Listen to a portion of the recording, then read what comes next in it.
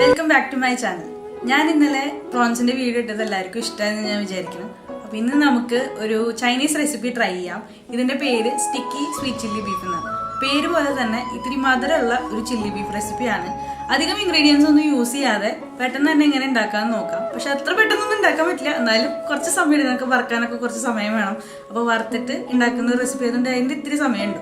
അപ്പോൾ ഇതെങ്ങനെ ഉണ്ടാക്കാൻ നമുക്ക് നോക്കാം. അപ്പോൾ ഇതെങ്ങനെയാണെന്ന് വെച്ച് കഴിഞ്ഞിട്ടുണ്ടെങ്കിൽ ഇത്തിരി മധുരം ഇറച്ചിയിലായാലും ചിക്കനിലായാലും ഇത്തിരി മധുരം പൊതുവേ ഇഷ്ടമുള്ളവർക്ക് ഇഷ്ടമാവുന്ന ഒരു റെസിപ്പിയാണ്. അപ്പോൾ എല്ലാവരും അങ്ങനത്തെ ആൾക്കാരൊക്കെ ട്രൈ ചെയ്ത് നോക്കുക.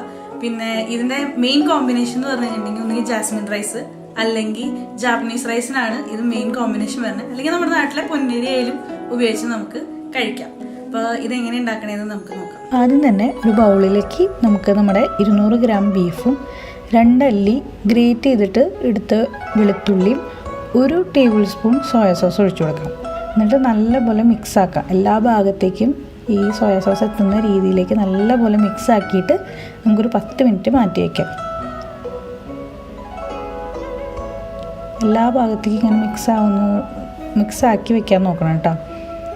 അത് കഴിഞ്ഞിട്ട് നമുക്കിതിനകത്തൊരു ടീസ്പൂൺ ഉപ്പിട്ട് കൊടുക്കാം. സോയ സോസിന് ഓൾറെഡി ഉപ്പുണ്ട്, അപ്പോൾ ആ ഉപ്പ് അതിനനുസരിച്ച് കുറവ് ഉപ്പിട്ടാൽ മതി കേട്ടോ. അത് കഴിഞ്ഞിട്ട് ഒരു വലിയൊരു പാത്രത്തിലേക്ക് ഒരു അര കപ്പ് അല്ലെങ്കിൽ 3/4 കപ്പ് എത്രയാണ് വേണ്ടതെന്നുണ്ടെങ്കിൽ അത്രയും കോൺഫ്ലവർ ഇടാം. നമുക്കിത് കോട്ട് ചെയ്യാൻ വേണ്ടി മാത്രമായിട്ടാണ് നമ്മൾ ഉപയോഗിക്കുന്നത് കേട്ടോ. അപ്പോൾ ഈ അര കപ്പ് കോൺഫ്ലവർ നമ്മൾ ഇട്ടതിന് ശേഷം നമ്മൾ ഓരോ ബീഫിൻ്റെ സ്ട്രിപ്പും നമ്മൾ അതുമ്മേ ഇങ്ങനെ ആ കോൺഫ്ലവർ ഇങ്ങനെ പൊതിഞ്ഞെടുക്കാനാണ് പോണത്. ഇനിയിപ്പോൾ നമുക്ക് അവിടെ നാട്ടിൽ ബീഫിൻ്റെ സ്ട്രിപ്പ് കിട്ടിയില്ല എന്ന് വയ്ക്കുക. ഞങ്ങൾക്ക് ഇവിടെ സൂപ്പർ മാർക്കറ്റിൽ ഇങ്ങനെയാണ് ബീഫ് കിട്ടുക. ഇങ്ങനെയും ബീഫ് കിട്ടും, പല പല കട്ടിൽ ബീഫ് കിട്ടും. അപ്പോൾ ഇങ്ങനെയും ബീഫ് കിട്ടും. അപ്പോൾ നമുക്ക് നാട്ടിൽ കിട്ടാൻ ബുദ്ധിമുട്ടാണ്. അപ്പോൾ നമ്മൾ സാധാരണ മേടിക്കുന്ന ബീഫ് ചെറുതാക്കി മുറിച്ച് മേടിക്കുന്ന ബീഫ് എന്താ പറയുക, ഒന്ന് ചെത്തി മാങ്ങയൊക്കെ ചെത്തില്ലേ, അതേപോലെയൊക്കെ ഒന്ന് ചെത്തി എടുത്തിട്ട് ഇതേപോലെ തന്നെ പ്രോസസ്സിലേക്ക് പോയി കഴിഞ്ഞ് കഴിഞ്ഞാൽ നമുക്ക് ഇതുപോലെ തന്നെ ചെയ്യാം. പിന്നെ നമുക്ക് തോന്നും ഇതിൽ മസാല ഒന്നും ഇല്ലല്ലോ, നമുക്ക് പൊതുവേ ബീഫിൽ നിറയെ മസാലയൊക്കെ ഇട്ടിട്ട് വേണ്ടി ഉണ്ടാക്കാൻ. പക്ഷേ ഇതിൻ്റെ പ്രിപ്പറേഷൻ ഇങ്ങനെയാണ്. നമുക്ക് അത് ആ ഒരു ഇതിൽ നിന്നും നമുക്ക് പുറത്ത് വരാൻ ഭയങ്കര ബുദ്ധിമുട്ട്, അതൊക്കെ അറിയാം. അപ്പോൾ ഒന്ന് ട്രൈ ചെയ്ത് നോക്കാം, എന്നാലേ നമുക്കതിൻ്റെ വ്യത്യാസം അറിയില്ല. അതുപോലെ തന്നെ ഞാൻ ഈ ബീഫ് മുന്നേ കുക്കറിലോ എന്തെങ്കിലും വേവിച്ചിട്ടില്ല. ഞാൻ നേരെ എണ്ണയിൽ വറുക്കാനാണ് പോണത്. ബീഫ് നന്നായി വേവും, പേടിക്കണ്ട, ഒക്കെ ശരിയാവും. അപ്പോൾ ആ ഒരു ഫെയ്ത്ത് വെച്ചിട്ട് വേണം നമുക്ക് മുമ്പിലോട്ട് പോവാൻ. അപ്പോൾ എല്ലാ ഭാഗത്തേക്കും ആ പൊടി നല്ലപോലെ ഇങ്ങനെ പറ്റി പിടിച്ച് തുടങ്ങിയിട്ടുണ്ട്. അപ്പം ഇനി നമ്മൾ ഇതിനകത്ത് നല്ലപോലെ ഇതാക്കിയിട്ട് നമ്മൾ വറുക്കാനാണ് പോണത് കേട്ടോ. അപ്പം ഇനി നല്ലൊരു വലിയ പാത്രത്തിലേക്ക് എടുത്തിട്ട് നമ്മൾ എണ്ണയൊക്കെ ചൂടാക്കുക. ഡീപ്പ് ഫ്രൈ ചെയ്യാനുള്ള എണ്ണ ചൂടാക്കിയിട്ട് നമ്മൾ ആ ചൂട് എണ്ണയിലേക്ക് ഇത് ഓരോന്നോരോന്നായിട്ട് ഇട്ട് കൊടുക്കുക. കഴിഞ്ഞ പ്രാവശ്യം ഞാൻ പറഞ്ഞ പോലെ തന്നെ നമ്മൾ എണ്ണയിൽ ഇട്ട ഉടനെ കയ്യിലിട്ട് ഇളക്കാനുള്ളൊരു ടെൻഡൻസി നമുക്ക് എല്ലാവർക്കും ഉണ്ടാവാറുണ്ട്.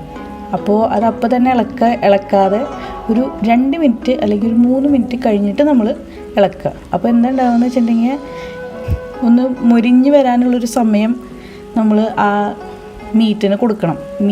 ഇറച്ചിയായാലും ചിക്കനായാലും എന്തായാലും ആ വറവ് ആവാനുള്ള കുറച്ച് സമയം നമ്മൾ കൊടുക്കണം. ഒരു 3 മിനിറ്റ് കഴിഞ്ഞിട്ട് വേണം നമ്മൾ അതിനിളക്കാനായിട്ട്.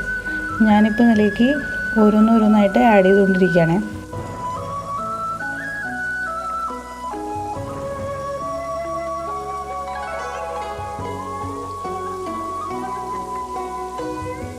ഇനി നമുക്ക് പതുക്കെ ഒന്ന് ഇളക്കി കൊടുക്കാം. പിന്നെ അതുപോലെ പാനിൻ്റെ ഉള്ളിൽ നിറയെ കുത്തി നിറച്ചിട്ട് തിരക്ക് കൂട്ടരുത്. കുറച്ച് സ്പേസ് ഇട്ടോളൂ, എന്നാലേ അത് നല്ലപോലെ വറവ് വരുള്ളൂ. നമ്മളിത് 2 പ്രാവശ്യം വറക്കാൻ പോണത്. അപ്പോൾ ഡബിൾ ഫ്രൈ ആണ് ചെയ്യണത്. അപ്പോൾ ഇത് ആദ്യം ഒരു 5 മിനിറ്റ് നമ്മൾ വറുത്തതിന് ശേഷം ഒരു പകുതി ഗോൾഡൻ ബ്രൗൺ ആകുമ്പോൾ, അതായത് ഇപ്പോൾ ഞാൻ പറയാം, കുറച്ചും കൂടി മൊരിയണം. കുറച്ച് മൊരിഞ്ഞൊരു പകുതി മൊരിയലാവുമ്പോൾ നമ്മളിതൊക്കെ പുറത്തേക്ക് എടുക്കും. അങ്ങനെ എല്ലാ ബീഫും വറുത്തതിന് ശേഷം നമ്മൾ പിന്നെയും ഡീപ്പ് ഫ്രൈ ചെയ്യാനാണ് പോണത് കേട്ടോ. ഇപ്പോൾ ഒരുവിധം ബ്രൗണിഷ് ആയി തുടങ്ങിയിട്ടുണ്ട് നമ്മളുടെ ബീഫ്.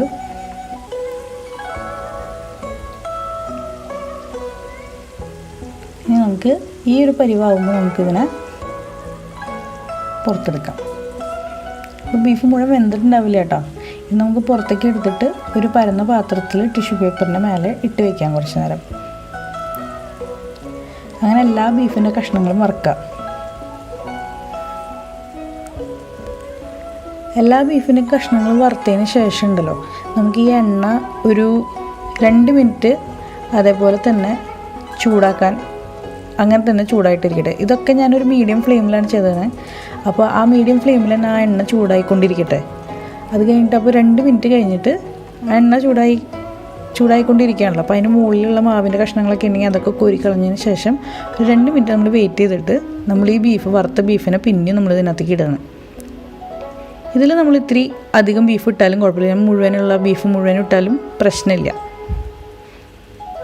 ഇത് നമ്മൾ ഡബിൾ ഫ്രൈ ചെയ്യണത് എന്താണെന്ന് വെച്ചിട്ടുണ്ടെങ്കിൽ ആ മുകളിലത്തെ ഭാഗം നല്ലപോലെ ക്രിസ്പി ആയിട്ട് വരാൻ വേണ്ടിയിട്ടാണ്. അപ്പോൾ ഉള്ളിൽ നല്ലോണം വേവുകയും ചെയ്യും, മുകളിൽ നല്ല ക്രിസ്പി ആയിട്ടിരിക്കുകയും ചെയ്യും. പിന്നെ അത് മുഴുവൻ ഇട്ടിട്ട് നമുക്കൊന്നും കൂടി വറുത്തെടുക്കാം.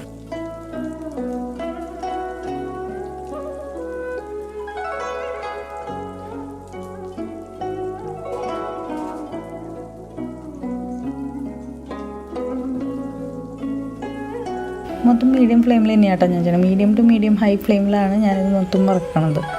ഒരു 4-5 മിനിറ്റ്, 5 മിനിറ്റ് അല്ലെങ്കിൽ 4-5 മിനിറ്റ് മതി. 5 മിനിറ്റിൻ്റെ ഉള്ളിൽ നമുക്ക് ഇതെല്ലാം വറുത്ത് കോരി പിന്നെയും ടിഷ്യൂ പേപ്പറിൽ എടുത്ത് വയ്ക്കാം.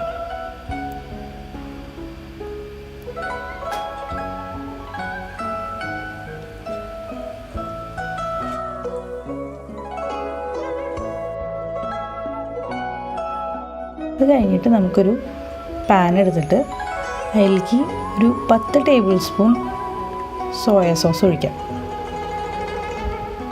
നമ്മൾ എണ്ണയൊന്നും വേറെ ഇനി ഒഴിക്കണില്ല, സ്റ്റിർ ഫ്രൈ ചെയ്യാനൊന്നും എണ്ണയൊന്നും ഒഴിക്കണില്ല. അപ്പോൾ ഇപ്പം ഞാൻ ഒരു മീഡിയം ഫ്ലെയിമിൽ തന്നെയാണ് പാത്രം വെച്ചിട്ടുള്ളത്. എന്നിട്ട് നമ്മൾ 10 ടേബിൾ സ്പൂൺ സോയ സോസ് ഒഴിച്ചിട്ടാണ്. എന്നിട്ട് ഇതിലേക്ക് ഒരു 2 ടേബിൾ സ്പൂൺ പഞ്ചസാര ഇടുകയാണ്.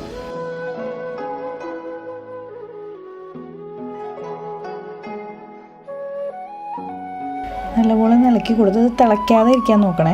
അപ്പോൾ തിളയ്ക്കാതെ ഇരിക്കാൻ വേണ്ടിയിട്ട് നമ്മൾ ഗ്യാസ് സ്ലോ ആക്കി വെച്ചിട്ട് വേണം ഇനി ചെയ്യാനായിട്ട്. അപ്പോൾ തിളച്ച് കഴിഞ്ഞിട്ടുണ്ടെങ്കിൽ ഒക്കെ കൂടി പെട്ടെന്ന് ഇതായിപ്പോവും, കട്ടി പിടിക്കും. അപ്പോൾ നമുക്ക് തിളയ്ക്കാതെ നോക്കിയിട്ട് സ്ലോയിൽ വെച്ചിട്ട് നമുക്കിത് ചെയ്യാം. ഇപ്പോൾ ഞാനൊരു ടേബിൾ സ്പൂൺ വിനെഗർ ആഡ് ചെയ്തിട്ടുണ്ട്. വിനെഗർ ഇല്ലെങ്കിൽ നാരങ്ങ വെള്ളം അതിൽ ഉപയോഗിക്കാം. ഇനി നമുക്ക് ഫ്ലെയിം ഒന്നിത്തിരി കൂട്ടി വയ്ക്കാം കേട്ടോ. ഇതിൻ്റെ ഉള്ളിലേക്ക് ഞാനൊരു ടേബിൾ സ്പൂൺ മേപ്പിൾ സിറപ്പ് ഒഴിക്കാം. ഇനിയിപ്പോൾ മേപ്പിൾ സിറപ്പ് ഇല്ലെങ്കിൽ ഹണി ആയാലും ഉപയോഗിക്കാം, തേനായാലും ഉപയോഗിച്ചാൽ കുഴപ്പമില്ല. ഇനി എല്ലാം കൂടി നല്ലപോലെ ഒന്ന് മിക്സ് ചെയ്ത് ഇനി വേണമെങ്കിൽ എന്താ പറയുക, സ്റ്റൗ ഒന്ന് കൂട്ടി വയ്ക്കാം. അപ്പോൾ ഇനി ഒരു ഹൈ ഫ്ലെയിമിൽ വെച്ച് കഴിഞ്ഞിട്ടുണ്ടെങ്കിൽ ഇത് മൊത്തം ഒന്ന് കുറുകി നല്ലൊരു ബബിളൊക്കെ വന്നു തുടങ്ങും.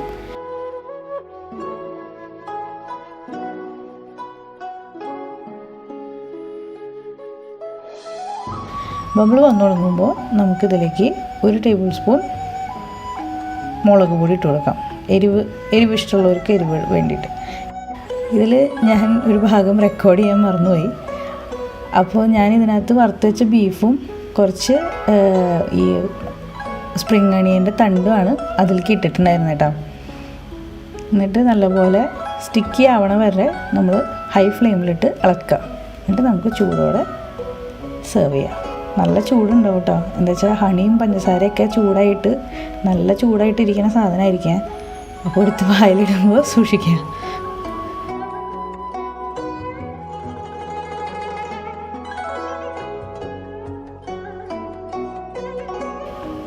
ഇത് നമുക്കിതിന് മുകളിൽ കുറച്ച് വെള്ള കളറിലെ എള്ളും പിന്നെ സ്പ്രിംഗ് അണിയനും പിന്നെ കുറച്ച് ചുമന്ന മുളകും, മറ്റേ ഫ്രഷ് ആയിട്ടുള്ള ചുമന്ന മുളകില്ലേ, അതും ഇട്ട് നമുക്ക് സെർവ് ചെയ്യാം.